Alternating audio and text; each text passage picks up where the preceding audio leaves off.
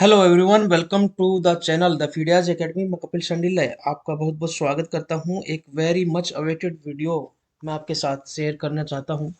मुझे लगता है कि लगभग 100-150 बच्चों ने मुझे मैसेज करके बस एक ही बात पूछी थी कि sir, is it important to read the NCERT if we have purchase the course of EVS. तो मैं आपको बताना चाहता हूं कि देखिए, संपूर्ण तो कुछ भी नहीं होता। ठीक है। कंप्लीट तो कुछ भी नहीं होता, और एग्जाम की बात करते हैं तो कुछ भी चीज़ अपने आप को पूरा नहीं कह सकती, लेकिन आप मैक्सिमम की तरफ बढ़ सकते हैं। ठीक है, मैक्सिमम की तरफ आप बढ़ सकते हैं। डिपेंड करता है आपकी कैपेसिटी कैसी है पढ़ने की। ठीक है, अगर आप बहुत ज़्यादा पढ़ने वाले हैं तो फिर आप सब कुछ पढ़ सकते हैं, और आप 100 में से 100 भी ले सकते हैं। ईवीएस में 20 में से 20 भी ले सकते हैं, कोई दिक्कत नहीं है। तो अपनी अपनी सबसे पहले यहाँ पे देखना है कि जो भी चीज़ मैं आपको बताने जा रहा हूँ, सबसे पहले तो अपना पोटेंशियल पहचान लीजिए और अपना टाइम देख लीजिए कि आप कितना पोटेंशियल रखते हैं, आप की रीडिंग हैबिट, कंप्रीहेंड की हैबिट कितनी अच्छी है। उसके बाद ही आप एनालाइज कीजिए। सभी बच्चों के अंदर ये अपना अपना अलग है। ठीक है, तो अगर मैं अभी यहाँ आपको रिकमेंड करता हूँ कि ये चैप्टर पढ़ लेना और ये चैप्टर भी पढ़ लेना, इससे अंडरस्टैंडिंग, तो इसको देख लेना कि आपका पोटेंशियल कितना है और आप जो है मैक्सिमम को अचीव करने के लिए बढ़ रहे हैं। तो मैक्सिमम का भी मैक्सिमम पार्ट जो है आप ले लीजिए, तो ज़्यादा परेशान होने की ज़रूरत नहीं होती। सबसे पहले बता देते हैं कि मैं जो यहाँ पे अभी बताने वाला हूँ, वो केवीएस पीआरटी की जो तैयारी करते हैं, जो पैटर्न 2018 में है, उस पैटर्न में उसी को डिस्कस कर रहे हैं, क्योंकि अभी कोई नया पैटर्न अभी तक डिक्लेयर किया नहीं है, और ना ही कोई वैकेंसी आई है, और ना ही कोई एग्ज़ाम स्कीम जो है वो पहले से ही डिक्लेयर की गई है। जैसे एग्ज़ाम स्कीम डीएसएसबी डिक्लेयर कर देता है कि मेरे इस पेपर की एग्ज़ाम स्कीम ये है, इस तरीके से पैटर्न होगा। तो 2018 से 2022 तक हम आ पहुँचे हैं, और यहाँ पर 2022 में अगर वैकेंसी आती है, तो अगर सेम पैटर्न फॉलो होता है, अगर थोड़ा बहुत पैटर्न चेंज भी होगा, तो भी मुझे लगता है सब्जेक्ट कंसर्न तो वो मांगेगी मांगेगी। तो टारगेट 2020 आउट ऑफ 2020 क्वेश्चन कैसे लें, और ये इजी भी है क्योंकि ईवीएस काफ़ी इंटरेस्टिंग होती है अगर आपने सही तरीके से इसको पढ़ा। बच्चों ने डिमांड की कि एनसीईआरटी से कौन से चैप्टर पढ़ें। ठीक है, वही मैं आपको बताने वाला हूँ कि कौन से चैप्टर आप पढ़ सकते हैं। सबसे पहले तो आपको मैं बता देता हूँ कि अगर आपने कोई कोर्स लिया हुआ है, ठीक है, तो सबसे पहले तो उसी पे फोकस करें। अगर आप कॉन्फिडेंट हो गए हैं और इससे अच्छे नोट्स बना लिए हैं, तो ही आप एनसीईआरटी पे आइए। लेकिन अगर उस कोर्स को पढ़ते हुए अगर आपको कहीं पे कोई कन्फ्यूजन हो रहा है, तो भी आप अगर टीचर से लिंक में है तो ठीक है, अदरवाइज आप एनसीईआरटी का सहारा ले सकते हैं। ठीक है, आपको आप बस एनसीईआरटी से अपने आप से भी तैयारी कर सकते हैं। डिपेंड करता है कि आपके पास टाइम कितना है, और डिपेंड करता है टाइम का मतलब एग्जाम होने में टाइम कितना रह रखा है। ठीक है, दूसरा टाइम घर पे आपके होम पर आप कितना टाइम इसको दे पाते हैं, तो उसी हिसाब से डिसाइड कीजिए कि आपको एनसीईआरटी से तैयार करना क्या ठीक रहेगा। अदरवाइज आप फिर किसी कोर्स का सहारा ले सकते हैं, जिसमें आपको नोट्स मिल जाएंगे और आपको मैक्सिमम का कुछ मैक्सिमम पार्ट जो है आपको वहाँ पे मिल सकता है। ठीक है, किसी भी प्लेटफॉर्म पे। अब देखिए, ईवीएस जो है ना, ये यहाँ पर सिंथेसिस जो की गई है केवीएस पीआरटी में, जो उसमें पॉलिटी भी इंक्लूड की गई है। ठीक है, उसके बाद इसमें ज्योग्राफी भी इंक्लूड की गई है, और साथ ही साथ इसमें हिस्ट्री भी इंक्लूड की गई है, और इकोनॉमिक्स के भी कुछ टॉपिक लिए गए हैं। हिस्ट्री और इकोनॉमिक्स। और मुझे लगता है क्योंकि सीटेट में आपने देखा था कि सीटेट में ईवीएस में साइंस के भी कुछ टॉपिक आते थे, उसी तरीके से यहाँ पर साइंस भी इंक्लूड की गई है, और कुछ सिलेक्टेड टॉपिक ही दिए गए हैं। तो अगर आप फोकस करके पढ़ेंगे तो आपका सिलेक्शन श्योर होगा। अदरवाइज जैसे कि बच्चों के फीडबैक मिलते हैं काफ़ी प्लेटफॉर्म पे कि आपको हिस्ट्री में कुछ टेस्ट सीरीज बच्चों ने मेरे पास भेजते रहते हैं, तो उन्होंने बताया कि यहाँ पर हिस्ट्री के जो टॉपिक है वो लिमिटेड है, लेकिन कुछ टेस्ट सीरीज में और कोर्सेज में एंशियंट हिस्ट्री भी दी जाती है। एंशियंट हिस्ट्री तो सिलेबस में है ही नहीं, और टेस्ट में भी एंशियंट हिस्ट्री के क्वेश्चन दिए गए हैं, दिल्ली सल्तनत के क्वेश्चन दिए गए हैं। तो आपको एक तो पहले सिलेबस बता देते हैं, फिर बता देते हैं कि अगर आप खुद से तैयारी कर रहे हैं तो एनसीईआरटी आप कहाँ कहाँ पढ़ सकते हैं। लेकिन मैं ये भी बता दूं कि एनसीईआरटी आर नॉट इनफ, क्योंकि कुछ टॉपिक ऐसे हैं जो जो स्टैटिक जीएस होती है उसका पार्ट है, और जो यूजुअली एसएससी में या यूपीएससी में भी आ जाते हैं कोई टॉपिक, तो आपको वो कुछ अलग तरीके से तैयार करने ही पड़ेंगे, क्योंकि NCERT are not enough for that. ठीक है, तो बढ़ते हैं आगे। कौन कौन से चैप्टर, आप सभी मेरे नाम से मुखातिब हैं, सभी जानते हैं जो मेरे से जुड़े हुए हैं। जो नहीं जानते हैं वो उनको मैं बता देता हूँ कि मेरा नाम कपिल शंडले है, और मैं आपको नॉर्मली जीएस, अगर जनरल तैयारी करें तो जीएस या ईवीएस जो केवीएस का है उसको तैयार करवाता हूँ। ठीक है, तो बढ़ते हैं टारगेट 2020 का मिशन देखते हैं। पहले देखते हैं सिलेबस। तो this is the syllabus according to 2018 pattern of KVS PRT. KVS PRT में एक पार्ट होता है सब्जेक्ट कंसर्न, उसमें एक सब्जेक्ट दिया हुआ है ईवीएस, और उसको 20 क्वेश्चन आते हैं और 20 ही मार्क्स के होते हैं।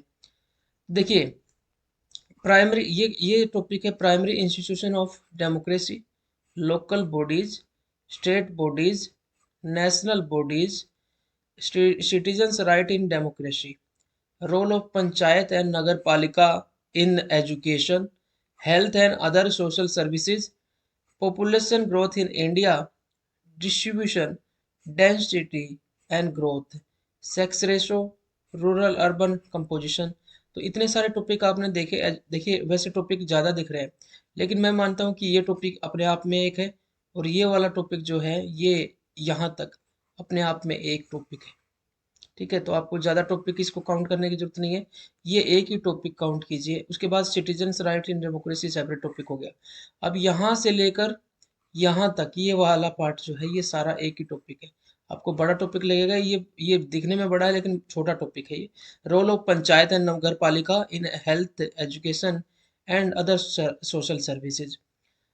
और ये कुछ कुछ पार्ट जो है ये लोकल बॉडी का भी हो गया। ठीक है, तो ये इंटीग्रेटेड सा है, और वही थीमेटिक अप्रोच इसमें अपनाई गई है कि ये टॉपिक्स आपस में लिंक्ड है। अब एक टॉपिक है जिसका नाम है पॉपुलेशन ग्रोथ इन इंडिया। उसके साथ साथ देखिए, पॉपुलेशन बस सिंपल आपने सेंसस नहीं पढ़ना है यहाँ पर। कई बच्चे इसको समझ लेते हैं कि हाँ सेंसस टॉपिक कर लिया है, हाँ जी कर लिया है, 2011 का सेंसस पढ़ लीजिए और आप जो है पार पा गए।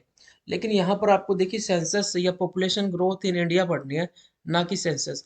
तो सेंसस तो 2011 का ही पढ़ लोगे आप, लेकिन पॉपुलेशन ग्रोथ का मतलब है आप इंडिया की पॉपुलेशन जब से सेंसस शुरू हुए हैं 1872 और 1881 से लेकर, और डेमोग्राफिक जो चेंज आया है, और पॉपुलेशन को किस करेक्टरिस्टिक्स के साथ जो है पढ़ते हैं, जैसे उसका डिस्ट्रीब्यूशन है, डेंसिटी है, ग्रोथ है, सेक्स रेशो कैसे है, gender ratio, rural urban composition क्या है, और एजुकेशन का फैक्टर कितना है, और ह्यूमन डेवलपमेंट इंडिकेटर। ये टॉपिक हालांकि कभी कभी इसके साथ भी आ जाता है, लेकिन एक टॉपिक यहाँ पे दिया गया है ह्यूमन डेवलपमेंट इंडिकेटर, ये टॉपिक इसके अंदर आया। अब है कॉमन डिजीज। अब यहाँ पे आपको देखने को मिलेगा कि ये वाला टॉपिक साइंस का टॉपिक है, ये एसएसटी का टॉपिक नहीं होता। Common disease, deficiency disease, communicable disease, तो ये सारा जो है टॉपिक इसमें एक ही टॉपिक है, लेकिन ये एरिया बहुत बड़ा हो जाता है और काफ़ी बड़ा टॉपिक हो जाता है। अब देखिए, first aid and our health services at village and district level, first aid की एंड और health services village level and district level, ये एक टॉपिक है, काफ़ी बड़ा दिखाई दे रहा है लेकिन एक ही टॉपिक है। अब उसके बाद है नेचुरल कैलामिटीज, नेचुरल डिजास्टर के नाम से टॉपिक मिलेगा, कैलामिटीज के नाम से नहीं मिलेगा कहीं पर। ये their causes, impact and steps to reduce their effect. तो ये पूरा का पूरा एक कंसेप्चुअल एक पूरा टॉपिक दे दिया है, उनके कॉजेज क्या हैं, उसके इम्पैक्ट क्या पड़ते हैं, और कौन से स्टेप्स इसको रिड्यूस किया जाता सकता है इसके इफेक्ट को। फिर एक ट्रांसपोर्ट एंड कम्युनिकेशन का टॉपिक है, और उन ट्रांसपोर्ट कम्युनिकेशन का इम्पैक्ट क्या है, यहाँ पर ये खत्म हो जाता है। अब यहाँ आपको कुछ चीज़ें देखने की जरूरत है कि एक नेचुरल रिसोर्स नाम से टॉपिक है, ये दो बार दिखाई देता है। नेचुरल रिसोर्सेज, जिसके अंदर एयर, वाटर, सोयल, लैंड, ये सारे रिसोर्सेज को पढ़ना है, और सेपरेटली आपको मेंशन किया गया है मिनरल्स। मिनरल्स में भी मेटल्स एंड नॉन मेटल्स को भी पढ़ना है आपने। ठीक है, तो इस तरीके से आपको एक टॉपिक यहाँ पर दिखाई देता है, लेकिन सेम टॉपिक देखिए यहाँ पे रिसोर्स एंड डेवलपमेंट। तो रिसोर्सेज, उनकी डेफिनेशंस, टाइप ऑफ रिसोर्सेज, और कैसे उसको डेवलप करने के हिसाब से उनको कैटेगराइज किया जाता है, कैसे उनका नोमेनक्लेचर किया गया है। तो ये टॉपिक आपको बेसिक पढ़ना है, उसके साथ साथ आपको नेचुरल रिसोर्सेज भी पढ़ने हैं। Forest and minerals. अब देखिए यहाँ पर फॉरेस्ट मिनरल्स एक अलग टॉपिक आया, लेकिन एक वाटर रिसोर्सेज यहाँ रिसोर्स के नाम पर आया है, यहाँ पर भी एक वाटर रिसोर्स के नाम पे आया, तो वाटर एक बड़ा टॉपिक हो जाता है। उसके बाद रिवर्स, रिवर्स के बारे में पढ़ना है। उसके बाद इरिगेशन सिस्टम इन इंडिया, इसके बारे में पढ़ना है। एंड क्रॉपिंग पैटर्न, जो क्रॉपिंग के पैटर्न है इंडिया के अंदर उसको पढ़ना है। मैप ऑफ इंडिया, इसके अलावा आपको फिजिकल मैप ऑफ इंडिया पे जो है पकड़ होनी चाहिए। Location of identification, location of identification and understanding of globe with special reference to latitude, longitude and time। Globe का अंडरस्टैंडिंग होनी चाहिए लैटिट्यूड, लॉन्गिट्यूड और टाइम के रेफरेंस में। एक इकोनॉमिक्स का टॉपिक आपको दिखाई देता है 5 ईयर प्लान, बस एक ही टॉपिक ये है। और दूसरा ये कि ये कुछ कुछ इंटरमिंगल टॉपिक होता है, कभी इकोनॉमिक्स में पढ़ते हैं इसको, कभी कभी इसको पॉपुलेशन के अंदर भी पढ़ लेते हैं। तो ये एक टॉपिक हो गया। हिस्ट्री देखिए कितनी है, हिस्ट्री बस ये है नेशनल फ्रीडम मूवमेंट, ठीक है, cultural renaissance and social reformer of India. तो ये हिस्ट्री है केवल। बाकी आपने देखा कि ज्योग्राफी बहुत ज़्यादा फोकस में है। इसके अलावा कुछ टॉपिक जो है ना काफ़ी मिक्स से टॉपिक है। अब मैं आपको बताता हूँ कि आप एनसीईआरटी से कहाँ कहाँ से चीज़ें पढ़ सकते हैं। अब देखिए सबसे पहले हम 6th क्लास की एनसीईआरटी पढ़ने जा रहे हैं और उसमें ज्योग्राफी का पार्ट देख रहे हैं। अर्थ इन द सोलर सिस्टम, ये टॉपिक कहीं पर भी मेंशन नहीं है, इसको आप नहीं पढ़ने की जरूरत है। ग्लोब, अब मैं पहले ही कह रहा हूँ कि अगर आपके पास टाइम है, टाइम अलाउ करता है, टाइम दो तरीके से अलाउ करेगा कि आपका एग्जाम कितनी दूर है, दूसरा आपके पास घर पे कितना टाइम है, और तीसरी बात है कि ये पेपर में कितना जो है वेटेज रखता है। अगर ये चीज़ें आप एनालाइज करेंगे तब डिसाइड कीजिए कि आपको एनसीईआरटी से पढ़ना है या नहीं पढ़ना है, या फिर किसी नोट्स पे आना है। तो ग्लोब, लैटिट्यूड्स एंड लॉन्गिट्यूड यहाँ पे हो गया, ठीक है। यहाँ पर आपको जो ये टॉपिक बिल्कुल क्लियरली मेंशन था, मोशन ऑफ अर्थ। तो आपको मोशन ऑफ अर्थ क्योंकि इसके साथ में है ये, तो आप इसको पढ़ सकते हैं, ठीक है। लेकिन ये टॉपिक मेंशन नहीं है तो ये हिडन टॉपिक हो सकता है, क्योंकि मोशन ऑफ अर्थ होगा तो लैटिट्यूड लॉन्गिट्यूड पे मोशन का इफेक्ट दिखाई देगा, और डेज जो है बनना वो दिखाई देगा, और इसके अलावा सीजन क्यों बनते हैं, और अलग अलग हेमिस्फेयर में अलग अलग माहौल कैसे दिखता है, गर्मी सर्दी का मौसम कैसे बनता है, वो मोशन ऑफ अर्थ से होगा। लेकिन ये जुड़ा हुआ टॉपिक कहाँ से है, लॉन्गिट्यूड और लैटिट्यूड से। देखिए यहाँ पर स्पेशल दिया है मैप्स। तो मैप्स को आपको अलग से करने की जरूरत नहीं है, क्योंकि यहाँ पर टॉपिक में सेपरेट मैप्स नहीं दिया हुआ है। मेजर डोमेन ऑफ अर्थ, ये भी आपको करने की जरूरत नहीं है, कहीं पर नहीं दिया हुआ है। मेजर लैंडफॉर्म, ये भी नहीं है। चलिए मैं वही बताऊंगा जो आपके जो टॉपिक में आ सकता है। अब देखिए ये चैप्टर आप पढ़ सकते हैं, और कंट्री इंडिया, क्योंकि ये ज्योग्राफी का पार्ट है। इंडिया, इंडिया की जो फिजिकल लोकेशन है, मैपिंग है, उसका उसमें आपको ये कंसेप्ट बनाने में काफ़ी मदद कर सकता है। फिर है ज्योग्राफी, ये India, climate, vegetation and wild life.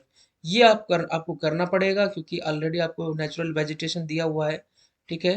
ये जो चैप्टर तो आपको करना ही पड़ेगा। तो ये भी हो जाएगा, ये भी हो जाएगा। ज्योग्राफी क्योंकि काफ़ी शॉर्ट शॉर्ट टॉपिक डाल के आपसे बहुत सारी चीज़ें उसके अंदर इंक्लूड की गई। मुझे लगता है सबसे ज़्यादा टॉपिक ज्योग्राफी के ही है, ठीक है। अब सिविक्स का देखते हैं 6th क्लास में क्या पढ़ सकते हैं। अंडरस्टैंडिंग द डाइवर्सिटी, ये टॉपिक आप इग्नोर कर सकते हैं, ठीक है। ये टॉपिक भी आप इग्नोर कर सकते हैं। लेकिन ये इग्नोर कैसे कर सकते हैं, देखिए यहाँ पर ये जो डिस्क्रिमिनेशन दिया गया है, यहाँ पर इन्होंने मेंशन किया है अंबेडकर जी के बारे में, कि कैसे हमने जो है डाइवर्सिटी को इंक्लूड किया, सारा संविधान बनाया। और एक क्वेश्चन वहां से बना, व्हाट इज गवर्नमेंट, ये टॉपिक जो है नहीं दिया हुआ है, लेकिन यहाँ से भी एक क्वेश्चन बना था, ठीक है। की एलिमेंट्स ऑफ डेमोक्रेटिक गवर्नमेंट, ये भी जो है काफ़ी इंपॉर्टेंट टॉपिक हो सकता है। यहाँ से मुझे लगता है यहाँ से इन्होंने 2 क्वेश्चन निकाल दिए थे, लेकिन कहीं पर भी सिलेबस में मेंशन नहीं है। अब देखिए पंचायती राज, ये सिलेबस में इजीली लोकल बॉडीज के रूप में मेंशन है, और इनका रोल क्या है एजुकेशन वगैरह में, ये इसको मेंशन किया गया है। लेकिन यहाँ पर बहुत बहुत कम दिया गया है इनके रोल को। रूरल एडमिनिस्ट्रेशन, अब रूरल एडमिनिस्ट्रेशन पे आपको कुछ नहीं करना, अर्बन एडमिनिस्ट्रेशन में भी आपको कुछ नहीं करना। यहाँ पर कलेक्टर क्या करता है, बीडीओ क्या करता है, ऐसी चीज़ें दी हुई हैं जो कि आपके सिलेबस में नहीं है। अब है environment, this topic is not given inside of earth, ये भी नहीं दिया हुआ है, और चेंजिंग अर्थ भी नहीं दिया हुआ है। अब देखिए बिल्कुल specially air water natural vegetation फिर से रिपीट हो गया, ये टॉपिक आपके सिलेबस में दिए हुए हैं। अब देखिए human environment, settlement, transport and communication, ये बिल्कुल आपको टॉपिक दिया हुआ है। Human environment interaction, the tropic and subtropic region, ये नहीं दिया हुआ। लाइफ इन टेम्परेट रीजन भी नहीं है, लाइफ इन डेजर्ट भी नहीं है, ठीक है। तो आपको जो है यहाँ पर ये चीज़ें नहीं दी गई है। अब बात करते हैं सिविक्स में इक्वालिटी, क्योंकि कॉन्स्टिट्यूशन से रिलेटेड पार्ट है, तो ये जब आप पढ़ेंगे सिटीजन राइट्स इन डेमोक्रेसी, तो आप इक्वालिटी के कंसेप्ट को यहाँ से स्ट्रेंथन कर सकते हैं। ये हिडन टॉपिक हो गया, ठीक है। इक्वालिटी के कंसेप्ट को आप जो है यहाँ स्ट्रेंथन कर सकते हैं सिटीजन राइट्स के को कंसेप्ट को स्ट्रेंथन कर सकते हैं। मेन टॉपिक नहीं है ये हिडन टॉपिक है। Role of government in health, तो यहाँ से आप जो है गवर्नमेंट का हेल्थ में क्या रोल है और उसमें रूरल लेवल पर क्या रोल है, वो चीज़ें यहाँ से देख सकते हैं। लेकिन ये वाला टॉपिक बहुत ज़्यादा स्कैटर्ड है। मुझे लगता है आप 4-5 चैप्टर में इसको ढूंढेंगे, 4-5 ट्वेल्थ तक आपको 4-5 चैप्टर मिलेंगे, लेकिन किसी भी चैप्टर में ये कंप्लीट नहीं है। बहुत मुश्किल से इसको क्रिएट किया गया था पहले। जहाँ मैं जब मैंने पहले किसी प्लेटफॉर्म पर पढ़ाया हुआ है, तब की बात मैं कर रहा हूँ। तो इसलिए ये वाला चैप्टर मैंने बहुत बाद में दिया था वहाँ पर भी, क्योंकि मुझे पता है कि वो मैंने कैसे क्रिएट किया था। How the state government works, ये वो आपको पढ़ना पड़ेगा। इसके पीछे रीजन है कि एक टॉपिक दिया हुआ है आपको, स्टेट गवर्नमेंट, ठीक है, और प्राइमरी इंस्टीट्यूशन ऑफ डेमोक्रेसी। तो प्राइमरी इंस्टीट्यूशन ऑफ डेमोक्रेसी जो है उसके अंदर आपको नेशनल गवर्नमेंट के भी इंस्टीट्यूशन पढ़ने हैं और स्टेट गवर्नमेंट के भी पढ़ने हैं। तो ये जो है आपको कर, अब देख करो, ये नहीं करना है, ये भी नहीं करना है, ये भी नहीं करना है, ये भी नहीं करना, ये भी नहीं, ये भी नहीं, और ये भी नहीं। तो आपको पता चल गया आपको इस सिविक्स की बुक के कौन से चैप्टर हिडन और डायरेक्ट जो है पढ़ने हैं। अब यहाँ पर देखिए एक और हिस्ट्री का पार्ट देखें, ये है 8वीं क्लास की हिस्ट्री। तो यहाँ पर आपको सीधा आना है रिफॉर्म्स पे, ठीक है। तो ये वाला जो टॉपिक है, ये जो टॉपिक है, देखिए मैंने आपको एक टॉपिक और करवाया क्योंकि नेशनल मूवमेंट आपको दिया हुआ है।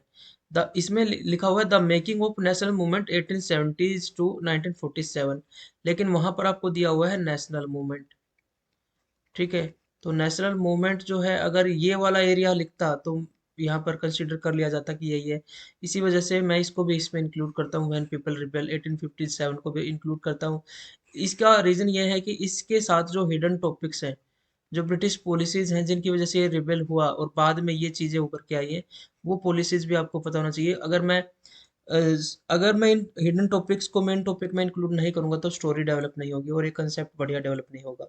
दैट इज़ वाई कि आपको जो है लगता है कि मैंने कुछ ज़्यादा ही करवा दिया, लेकिन आपको समझ में आया नहीं आया इस पे सेटिस्फेक्शन ज़रूर होनी चाहिए। ये नहीं करना है, ये भी नहीं करना है। ये वाला टॉपिक हिडन हो सकता है, this is also important topic and this is also important topic, लेकिन ये दोनों ही सब टॉपिक हो गए। ये वाला टॉपिक बहुत इंपॉर्टेंट है, ये इन्होंने वुमेन कास्ट रिफॉर्म दिया हुआ है, लेकिन सोशल रिफॉर्म्स लगभग यहीं पर दिखाई देते हैं आपको। ये भी नहीं करना है, ये टॉपिक आपके लिए इंपॉर्टेंट हो जाता है, इंडिया आफ्टर इंडिपेंडेंस नहीं है। तो आप ये इस तरीके से इनको अपने कंसेप्ट को स्ट्रेंथन कर सकते हैं, खुद से भी कर सकते हैं, अदरवाइज जो है वो आप हमारी मदद से किसी भी तरीके से कर सकते हैं। अब देखिए चैप्टर ज्योग्राफी में, देखिए रिसोर्सेज, अगेन मैंने कहा कि 2 बार टॉपिक दिया है रिसोर्सेज, और फिर से इन्होंने मेंशन किया है land, soil, water, natural vegetation and wild life resources. फिर उन्होंने कहा मिनरल्स एंड पावर रिसोर्सेज, ठीक है। तो वहां पर इन्होंने पावर रिसोर्सेज नहीं मेंशन किया हुआ, लेकिन ये भी जो है पावर रिसोर्सेज भी एक पॉसिबल एक हिडन टॉपिक हो सकता है, ठीक है, क्योंकि रिसोर्सेज लिख दिया ना पीछे, इस वजह से इन्होंने एक टॉपिक सिंपल से लिखा है रिसोर्स एंड डेवलपमेंट रिसोर्सेज, तो पावर रिसोर्सेज भी पढ़ना ही पड़ेगा। उसके बाद इन्होंने एक टॉपिक दिया था cropping pattern irrigation, cropping pattern and irrigation. तो विद इन चैप्टर के बीच से कुछ टॉपिक उठाए गए और उसके बाद रिवर्स भी आपको देखने को मिली थी, ठीक है। तो यहाँ पर एक टॉपिक मिलता है एग्रीकल्चर। दिस टॉपिक जो है, इस टॉपिक के अंदर आपको टाइप ऑफ एग्रीकल्चर से क्रॉपिंग पैटर्न ये चीज़ें दिखाई दे सकती हैं। Industries is not important and human resource this can be an hidden topic, क्योंकि ह्यूमन डेवलपमेंट इंडिकेटर जो है उसके साधन के लिए एक अच्छा हिडन टॉपिक हो सकता है। अब है 8th क्लास के ही क्लास में देखें तो इंडियन कॉन्स्टिट्यूशन आपको जरूर पढ़ना पड़ेगा, क्योंकि अंबेडकर का क्वेश्चन क्योंकि बना था, तो अंबेडकर को ही फादर ऑफ इंडियन कॉन्स्टिट्यूशन कहा जाता है। ये सेकुलरिज्म को आप जाने, देखिए ये वाला पार्ट जो है, क्योंकि वर्किंग ऑफ कॉन्स्टिट्यूशन आपको करना ही है और working of government, primary institution of democracy आप पढ़ेंगे तो पार्लियामेंट को आपको पढ़ना पड़ेगा, ये जरूरी नहीं है। जुडिशरी इंपॉर्टेंट है क्योंकि ये प्राइमरी इंस्टीट्यूशन ऑफ डेमोक्रेसी हो जाता है।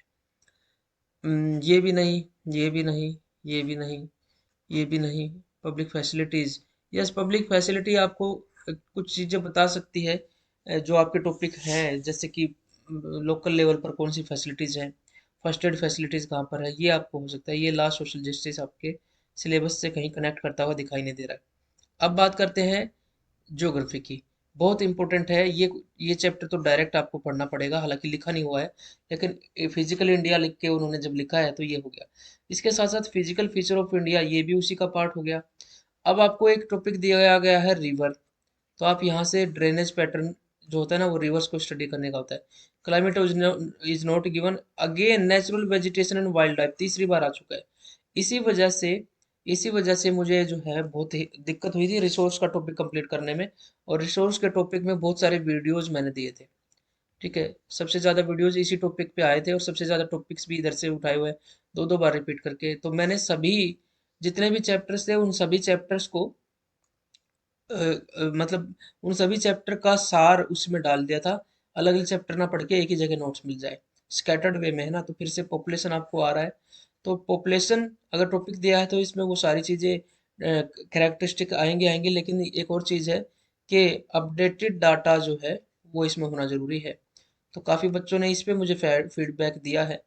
प्रोमिला ने और कई बच्चों ने मुझे बताया है कि ये टॉपिक जो है फिर से क्रिएट किया जाना चाहिए, बिल्कुल बिल्कुल बेसिक से बिल्कुल क्रिएट किया जाना चाहिए, ताकि बच्चों को जो है ना अच्छी क्वालिटी की चीज़ मिले। डेमोक्रेसी इन कंटेम्प्रेरी वर्ल्ड, देखिए वर्ल्ड नहीं है, देखिए why is what is democracy, why democracy. तो इंडिया का, क्योंकि इंडिया में डेमोक्रेसी है, और टाइप ऑफ गवर्नमेंट, देखिए ये कहीं पर भी ये टॉपिक सिलेबस में मेंशन नहीं है, लेकिन यहाँ से एक क्वेश्चन आया था।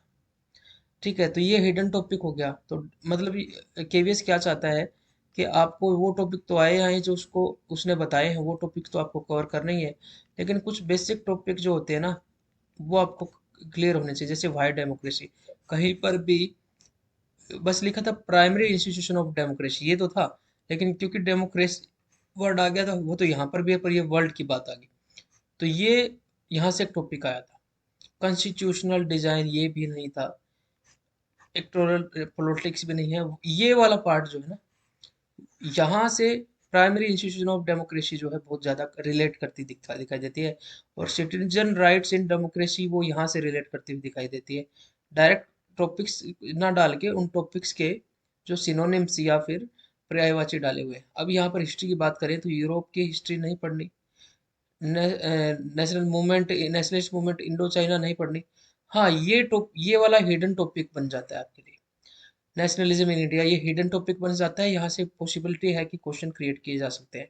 The making of global world, ये नहीं है। एज ऑफ इंडस्ट्रियलाइजेशन नहीं है। वर्क लाइफ लेजर भी नहीं है। प्रिंट कल्चर नो, ये यहाँ पर मतलब ये है कि हर एक क्लास से कुछ निकालने की कोशिश की जा रही है। देखिए, फिर से मैं आपको कह रहा हूँ, रिसोर्स एंड डेवलपमेंट इन्होंने एक टॉपिक डायरेक्ट लिखा हुआ है, यहाँ पर फिर से वो चीज़ें आ गई। तो रिसोर्स एंड डेवलपमेंट टॉपिक बार बार आया, और इसी वजह से देखिए अभी छठी से लेकर 10वीं तक हम पहुंचे हैं, 3 बार ये टॉपिक रिपीट हुआ। इसी वजह से रिसोर्स और डेवलपमेंट का टॉपिक सबसे लेट क्रिएट हो पाया था। ठीक है, क्योंकि इसमें टाइम लगा था।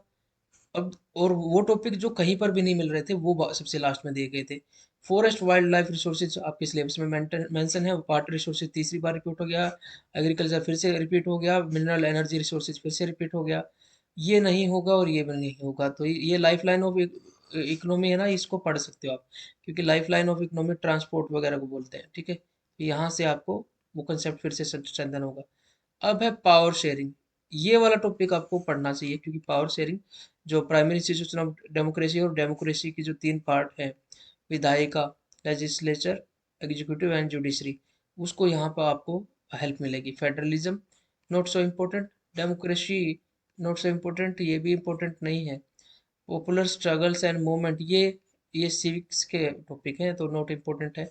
Political parties, outcomes of democracy, and ये भी नहीं, ये सारे कंसेप्चुअल पार्ट हो गए। तो यहाँ से पिछले पेपर के हिसाब से भी कुछ नहीं आया था। अब हम देखिए, मैं बता रहा हूँ कि आपको 10th तक के लगभग जो टॉपिक मिल सकते हैं वो मिल गए हैं, लेकिन आप 11th 12th की तरफ जब बढ़ते हैं तो इसी का ये 90% है और ये 100% हो जाता है। बस ये फ़र्क है, चीज़ें वही रिपीट होंगी, लेकिन मुझे लगता है दिस इज़ इनफ। लेकिन कुछ टॉपिक ऐसे हैं जो 10th के बाद ही मिलते हैं। देखिए, ये यहाँ पर कुछ भी टॉपिक आपके हेल्प के नहीं है, ये सभी आपको छठी क्लास में भी मिले थे। Oceans and continents, minerals and rocks, this is important. ठीक है, लेकिन ये बहुत ज़्यादा डीप कंसेप्ट यहाँ पर मिलेंगे आपको। ठीक है, डेमोग्राफ जियोमॉर्फिक प्रोसेस भी नहीं है, लैंडफॉर्म एवोल्यूशन भी नहीं है, एटमॉस्फेयर को भी नहीं पढ़ना है, सोलर रेडिएशन भी नहीं पढ़ना है, एटमॉस्फेरिक सर्कुलेशन को भी नहीं, water in atmosphere. This can B a good topic, ठीक है, अगर आप पढ़ना चाहें तो। अदरवाइज आपको नहीं पढ़ने की जरूरत है। अब यहाँ पर भी, और ये वाटर फिर से आया ना, जो water and movement of ocean water, ये वाला पार्ट आप कर सकते हैं अगर आपके पास टाइम है, अदरवाइज नो नीड, ये इसकी भी जरूरत नहीं है। ठीक है, तो वाटर टॉपिक यहाँ पे हमें मिला। अब देखिए, जैसे नाइन्थ में था ऐसे ही आपको यहाँ ज्योग्राफी में देखें, 11th क्लास में इंडिया फिजिकल लोकेशन आपको दिखाई देगा। वही वही माउंटेन्स, वही रिवर्स, वो सारी चीज़ें, उसकी फिजिकल लोकेशन और उसकी जो लैटिट्यूडनल और लॉन्गिट्यूडनल जो एक्सटेंशन है इंडिया का, वो सब यहाँ पे मिलेगा। वहाँ पर अगर आपको 90 फैक्ट दिए गए हैं तो यहाँ 100 फैक्ट मिल जाएंगे। ठीक है, लेकिन ज़्यादा डिफरेंस मिलता नहीं है, मैंने देखा है ज़्यादा डिफरेंस मिलता नहीं है, रिपीटिशन ऑफ टॉपिक हो गया ये। उसके बाद स्ट्रक्चर एंड फिजियोग्राफी बिल्कुल नहीं। ड्रेनेज पैटर्न, हाँ ये है इम्पोर्टेंट, ये है इम्पोर्टेंट, स्ट्रक्चर एंड फिजियोग्राफी, जो फिजिकल डिवीजन ऑफ इंडिया है वो उसका पार्ट है ये इम्पोर्टेंट है। लेकिन ये मैं कह रहा हूँ ना, ये एक्सटेंशन है, ये चीज़ें पहले हो चुकी हैं, हिडन में भी कुछ हो सकता है इसका, लेकिन ये चीज़ें ऑलरेडी हो चुकी हैं। जो बच्चे कह रहे थे कि 11th और 12th का पढ़े या नहीं पढ़े, मैं उन बच्चों के लिए स्पेशली कह रहा हूँ कि पढ़ना चाहते हो तो इनको पढ़ लेना, लेकिन चीज़ें वही मिलेंगी, ड्रेनेज पैटर्न वही, रिवर आ गई, क्लाइमेट नहीं है, नेचुरल वेजिटेशन अगेन रिपीटेड है, ये आप कर सकते हैं, और soil is also repeated. Only one topic that is not given till now was natural hazards and disaster. तो ये नेचुरल कैलामिटीज जो आपको दी गई थी ना, वही बस यहीं पे मिलेगा। तो यहाँ पे आपको आप कह सकते हैं कि हाँ, 11th की ज्योग्राफी आपको जो है पढ़नी है।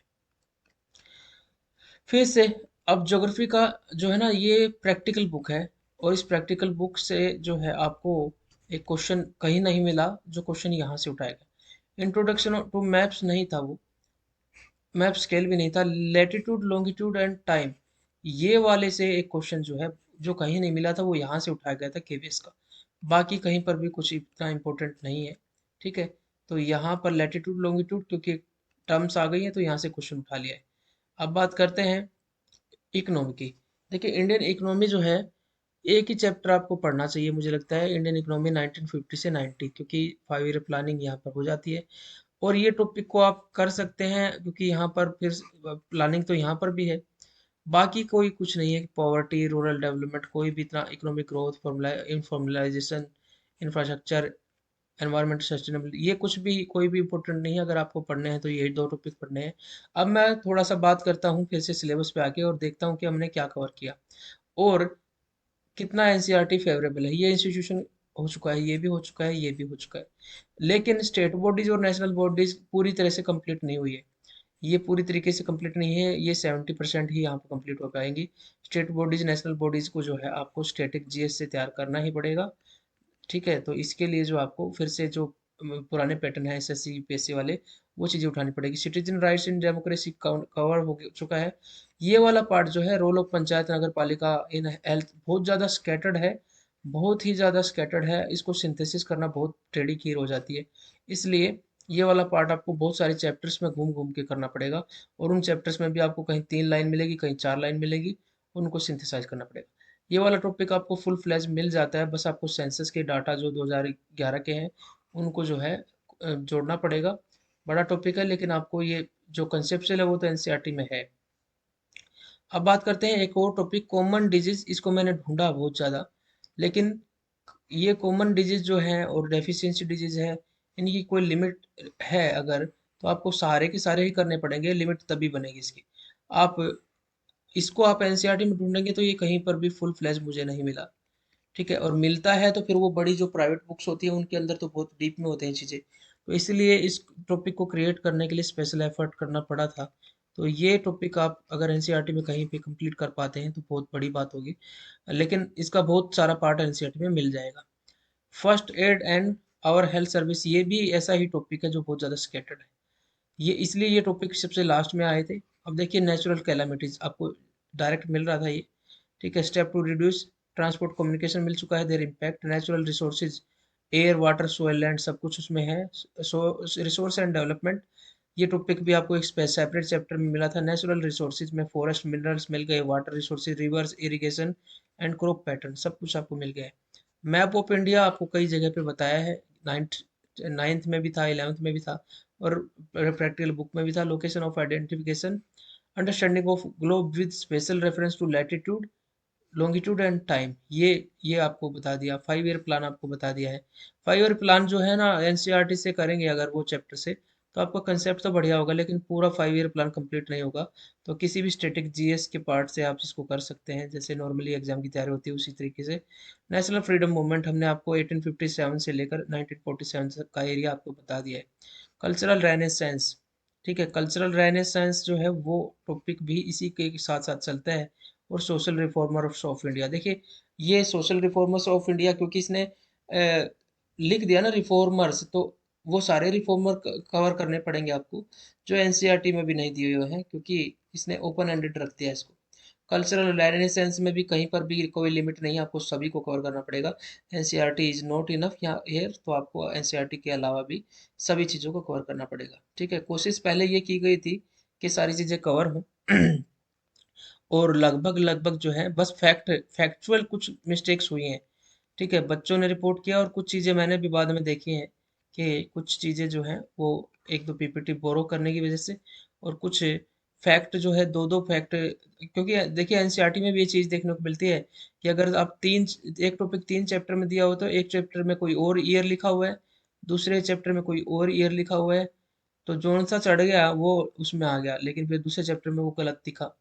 ठीक है, जैसे एक टॉपिक है कि 1829 में जो है ना, 1830 में शायद कहीं पे लिखा हुआ है कि ब्रह्म सभा समाज की स्थापना हुई थी, तो ये गलत है, 1828 में हुई थी। ठीक है, वो चाहे एनसीईआरटी में भी लिखा हो तो भी गलत ही है। ठीक है, तो 1828 में हुई थी, तो इसका कोई इलाज नहीं है ऐसे फैक्चुअल चीज़ों का, अगर गलत है तो एनसीईआरटी में। लेकिन एनसीईआरटी अपडेट भी होती रहती है साथ साथ। ठीक है, तो मुझे लगता है कि आपको सारे वो चैप्टर, ईवीएस देखिए, ईवीएस बहुत वास्ट भी है, लेकिन ईवीएस बहुत स्कोरिंग भी है और इंटरेस्टिंग भी है। ठीक है, तो अगर आप ईवीएस को पढ़ के एग्जाम दोगे केवीएस का प्रीवियस ईयर का, तो आप बहुत कॉन्फिडेंट फील करोगे। ठीक है, ज़्यादा घबराने की जरूरत नहीं है। तो ये बहुत मोस्ट अवेटेड और बहुत वीडियो ऑन डिमांड हमने बताया था, काफ़ी बच्चे कह रहे थे, तो हर बच्चे को रिप्लाई ना करके मैंने यहाँ बता दिया। अब तुम डिसाइड करो कि तुमको एनसीईआरटी पढ़नी है या नहीं पढ़नी है, और वो 10वीं तक में सेटिस्फाई होते हो या 12th तक सेटिस्फाई होते हो।